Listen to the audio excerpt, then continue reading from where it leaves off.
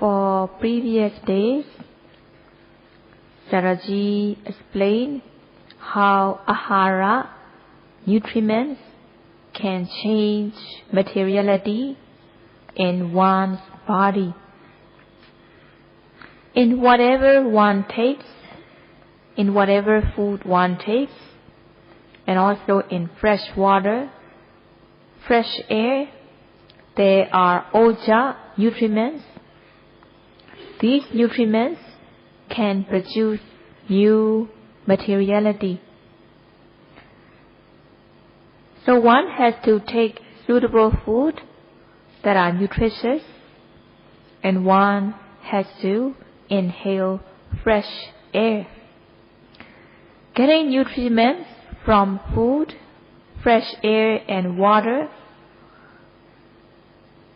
there will be Paṇḍitā Rupa, excellent materiality developing in one's body. Paṇḍitā means good, that one cannot be satisfied. One wants to be better and better, and one wants more and more of these excellent materiality. And it is said that the excellent materiality means good materiality, neither too fat nor too thin, but just right. And this materiality shine and glow, thrifting, proliferating. So within one's body, each and every part of the body thrive and develop, and also the body as a whole also thrive and develop, and one becomes good looking, having good appearance. Also the body being proportionate, the whole body full of these excellent materiality develops. Every part of the body thrive, develop in an appropriate way, and the person becomes healthy, and the person has better appearance. If one takes unsuitable food and drink impure water, inhale polluted air, then the materiality in the body will wither. The skin will become shrink, and also the person looks darker, dimmer, the complexion becomes dimmer, and the materiality in the body will also be weak, and one's appearance will become not nice, and also it can also be harmful to one's health. So it is very obvious that one needs to take suitable food that is nutritious. One needs to drink clean water, and one should inhale fresh air. Clean water, fresh air, and suitable food are essential to every human being. Just because they get air for free, they do not realize the importance of fresh air. But fresh air is very essential for everyone. There are 4 factors determining the importance of things. The first one is, it is compulsory, it is a must that one should do it. So in case of fresh air, everyone must inhale fresh air. There is no one they can do without fresh air, so it is compulsory. So the first factor is, it is compulsory, it is a must. And the second factor is one should inhale fresh air by oneself. Nobody can inhale air on behalf of any other person. So the second factor is, fresh air should be inhaled by oneself. Nobody else can do it on one's behalf. The third one is, one should inhale fresh air in time. If one inhales polluted air, it is harmful for one's health. One becomes dizzy, or there can be headache. It can also lead to other kind of illnesses. Getting oxygen from the fresh air, it is conducive to one's health. So it is very important that one inhales fresh air in time. One should inhale so that fresh air pervades, the oxygen from the fresh air pervades throughout the whole body. So the third factor is, it should be inhaled in time. Fourth one is, it is beneficial. So in the example of taking air, inhaling air, if one inhales polluted air, toxic air, then it can lead to illnesses such as dizziness, headache. Or when one takes toxic air, then it can even cause death. So that's why it is very important to inhale fresh air. So the fourth factor is, it is very beneficial. Based on these four factors, one can conclude that inhaling fresh air is very essential. Getting oxygen from the air, the body becomes fresh and healthy. So one has to repeatedly inhale fresh air. And thus, there will be benefit of inhaling fresh air. So based on these four factors, one can conclude that fresh air is essential for everyone. In the same way, the mind also needs spiritual strength. Satipatthana practice is compared to inhaling fresh air.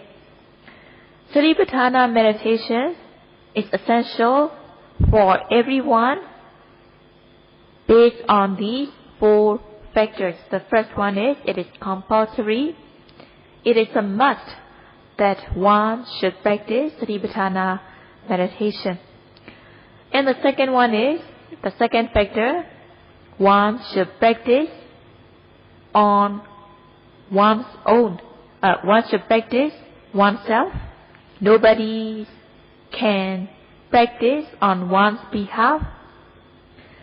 And the third factor is, one should practice in time. One should not procrastinate, but one should practice Satipatthana meditation in time. And the fourth factor is, it is beneficial. So one has to practice Satipatthana meditation based on these four factors so that one will be developing spiritual nutriments that are essential for one's mind. So just as vitamins and minerals and nutrition are important for the development of one's physical body, in the same way, spiritual nutriments are essential for the development of one's mind. When one's mind gets spiritual nutrition, the mind will be pure, clean, pure and clean. So the spiritual nutritions are the Dhammas such as Saddha, faith and confidence, and so on. So in these mental factors such as Saddha, faith and confidence, they are spiritual nutrition. So these spiritual nutritions are needed in order to develop and cultivate the mind, so that the mind will become from small to big, from tender to ripe, from less to many. Getting the necessary spiritual nutrition, the mind will develop, the mind will be cultivating amazingly. Just as when one's body is healthy, one gains happiness. In the same way, when one gains spiritual nutriments and when one's mind becomes healthy, when one is healthy spiritually by getting the spiritual nutriments, the person also becomes very happy to gain spiritual health. Gaining the spiritual health, one gains the kind of happiness that excels many times than the other kinds of happiness. So according to one's stage of practice, the physical behavior, verbal behavior, and mental behavior will become pure, clean, gentle, according to one's stage of attainment. According to one's stage of attainment, one gains control of oneself. There will be Isriya. One can have a good control of one's body, speech and mind. One can govern one's body, speech and mind in behavior, so that one's physical, verbal, mental behavior will become pure, clean, gentle, blameless, lovable. So when one thinks about one's life, one will feel joyous, one will feel satisfied. So seeing the spiritual stamina, seeing the spiritual nutriments in one's mind, and when one becomes spiritually healthy, one will feel joy and happiness that no ordinary person can experience. Food, clean water, fresh air is essential for everyone on earth. There is no such thing that food, water, and air are only for a certain race or religion. There is no such thing. There is no limit. Fresh air, water, and food has to do with everyone, regardless of race or religion.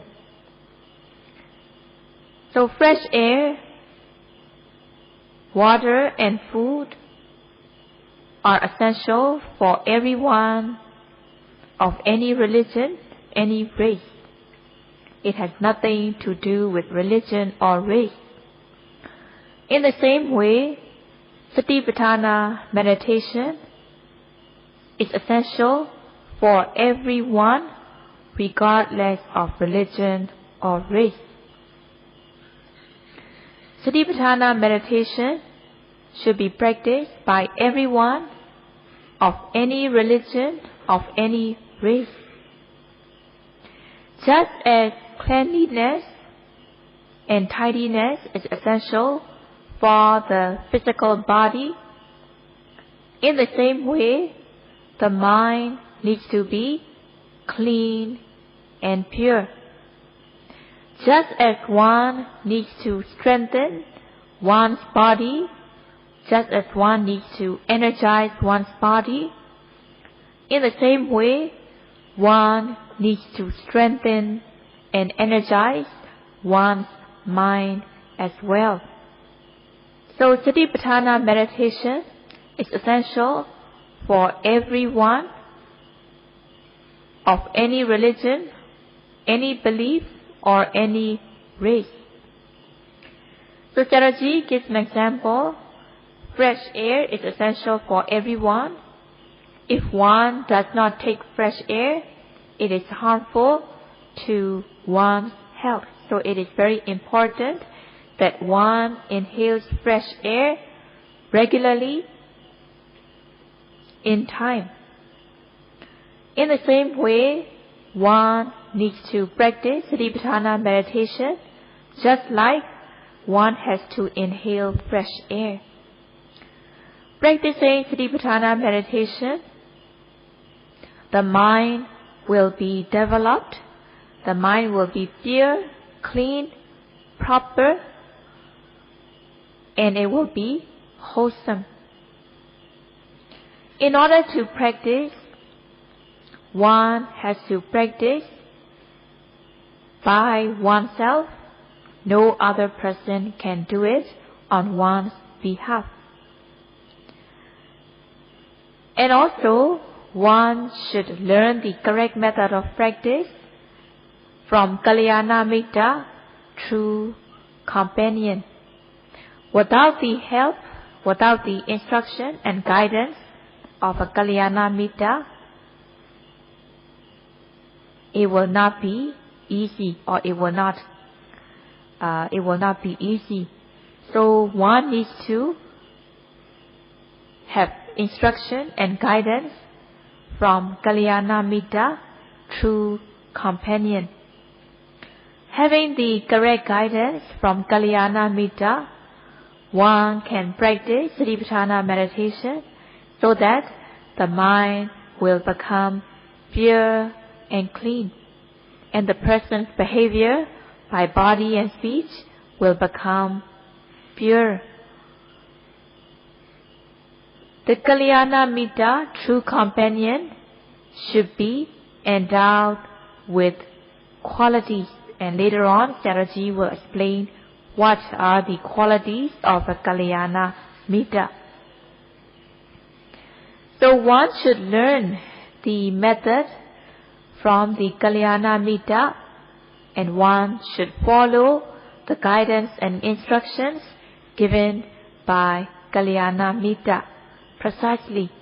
One should follow precisely to the instructions and guidance.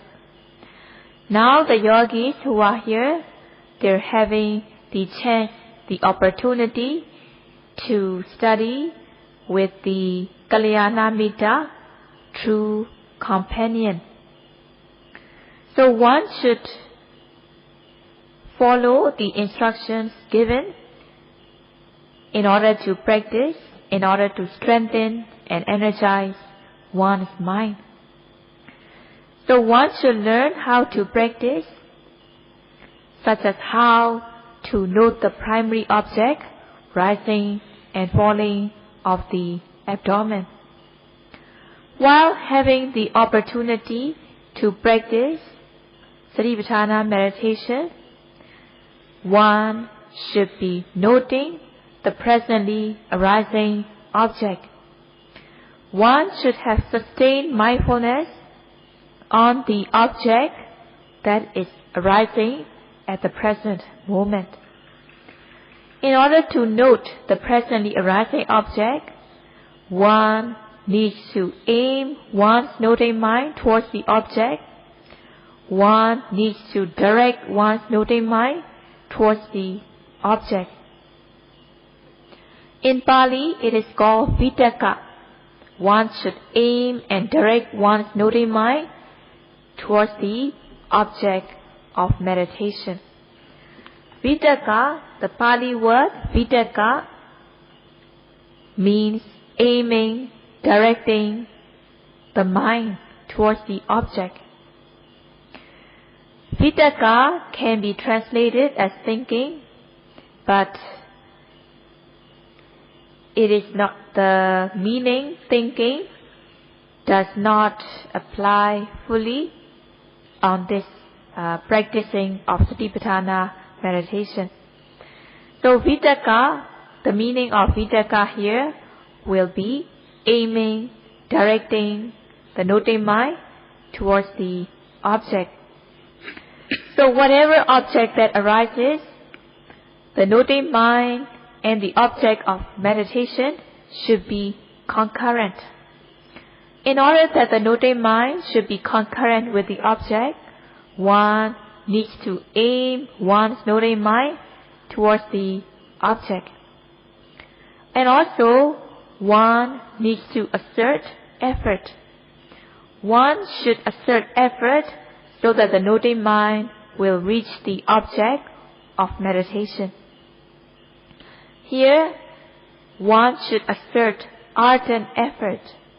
One's mind should not be cool, one should not be sluggish, one should not be gazing or lazy, but one should assert ardent effort every single second.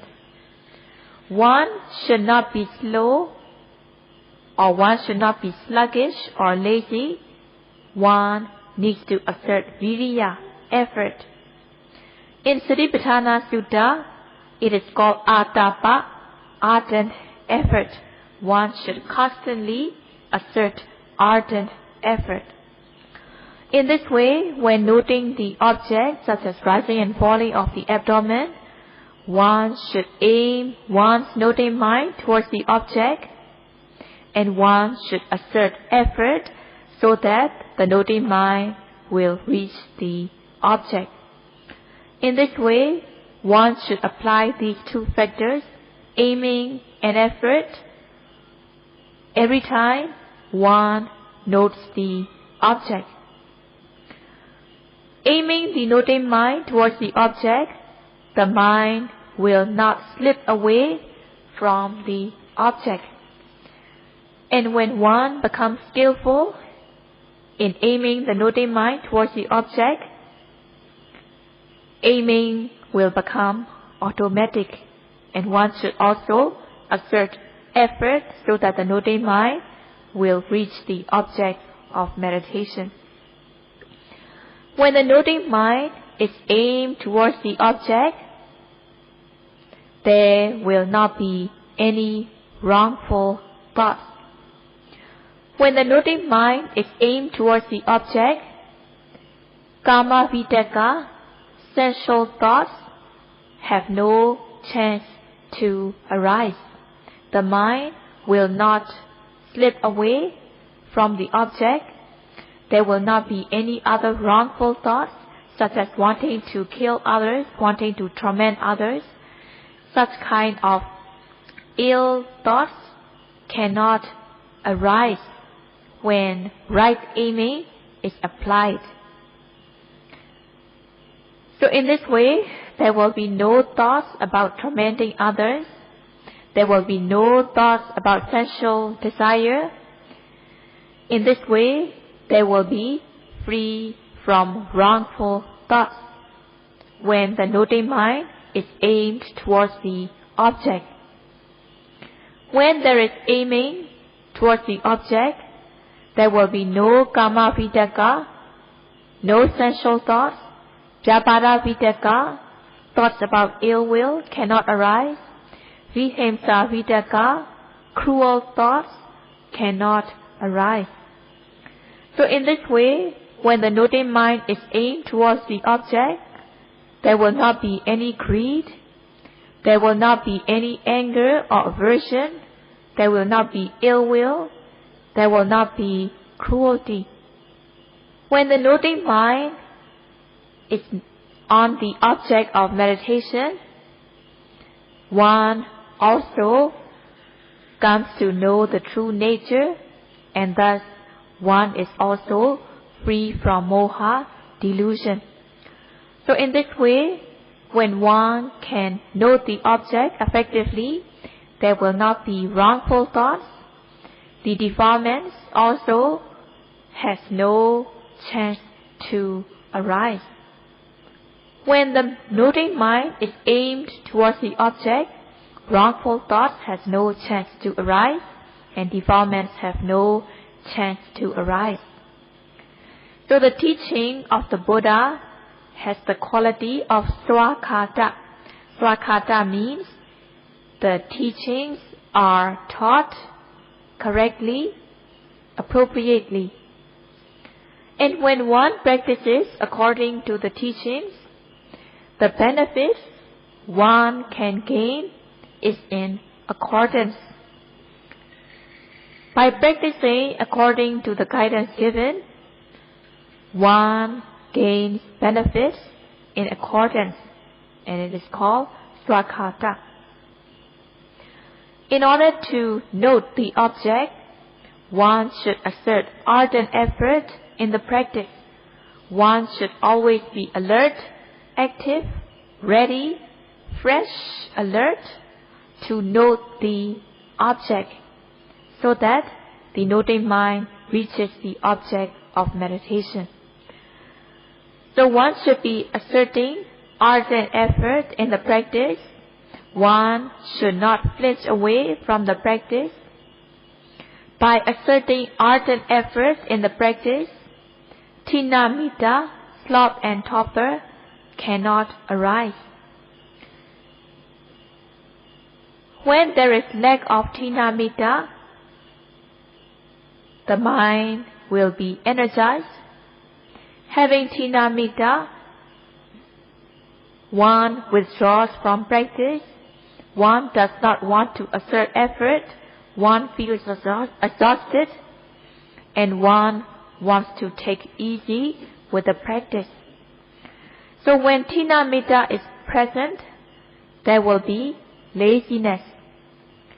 Exerting ardent effort in the practice, tinamita, sloth and torpor, and laziness has no chance to arise.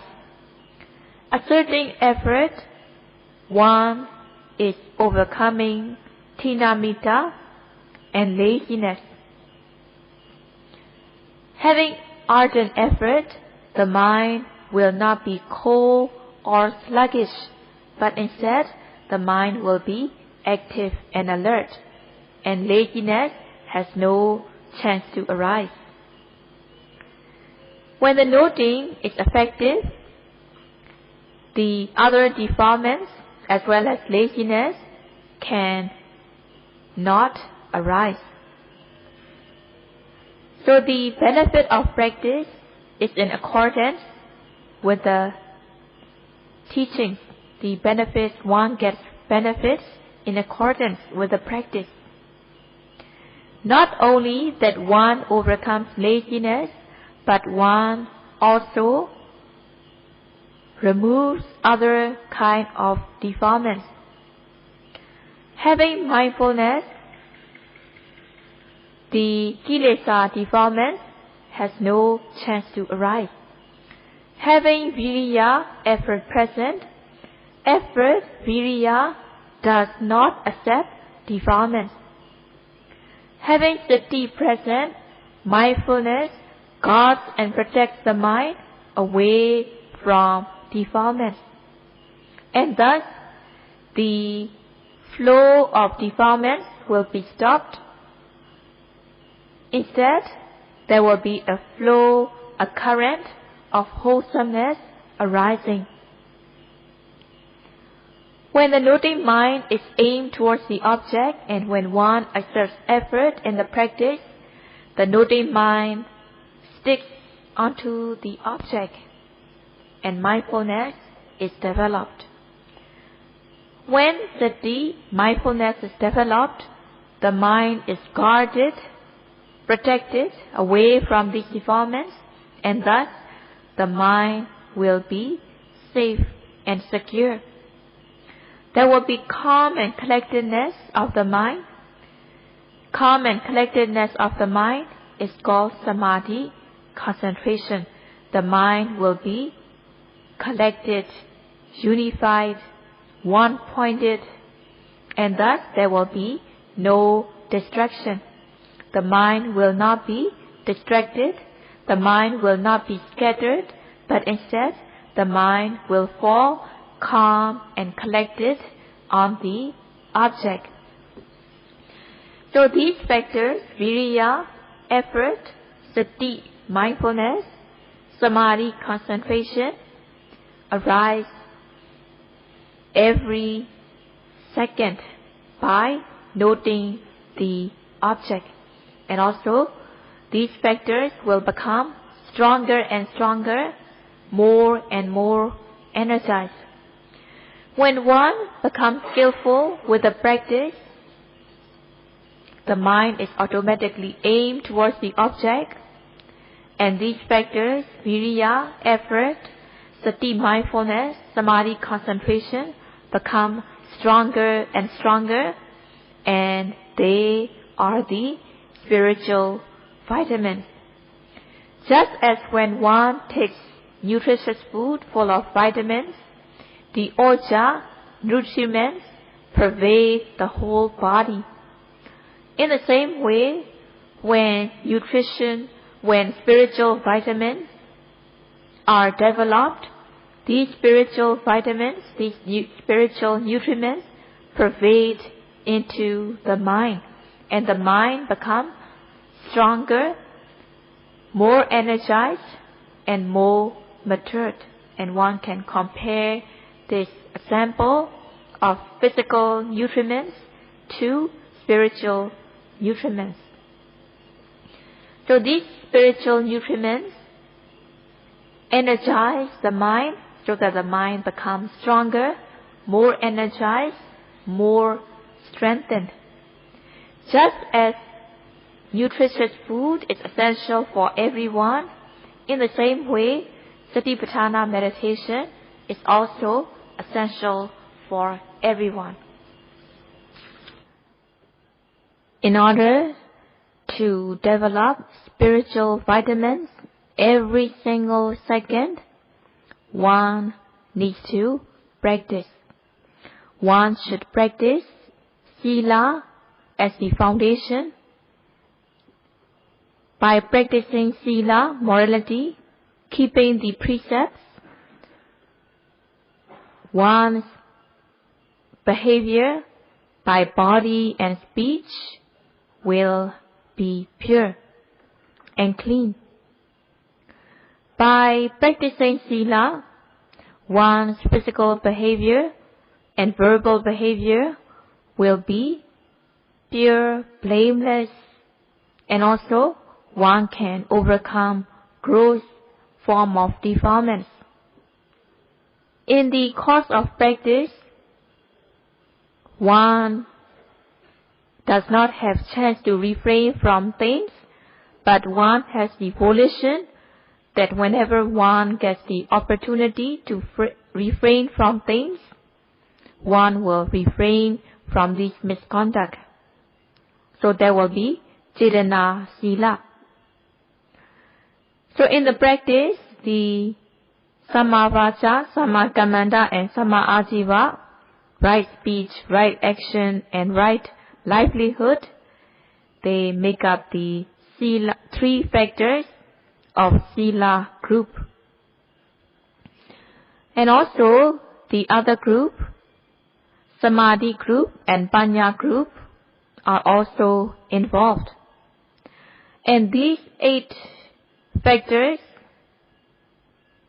are oja, nutriments for the mind. By practicing every single second, Dhammoja, the Dhamma nutritions, will be developed so that the mind will become more strengthened.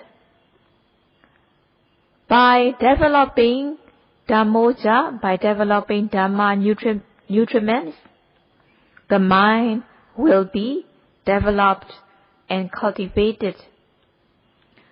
Once Sila, Samadhi, Panya, morality, concentration, and wisdom will be developed, cultivated, so that they will become from small to big, from tender to ripe, from less to many.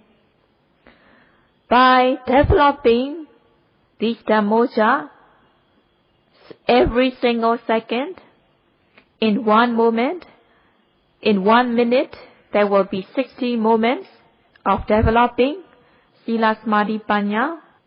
If one is mindful for 5 minutes, there will be 300 moments of developing, cultivating. And in 1 hour, there will be 3,600 moments of developing and cultivating, so that the mind will become stronger and stronger, more and more energized. Without the practice of Satipatthana meditation, the mind will not be developed or cultivated. And Sayadaw will continue to explain tomorrow. Sadhu, sadhu, sadhu.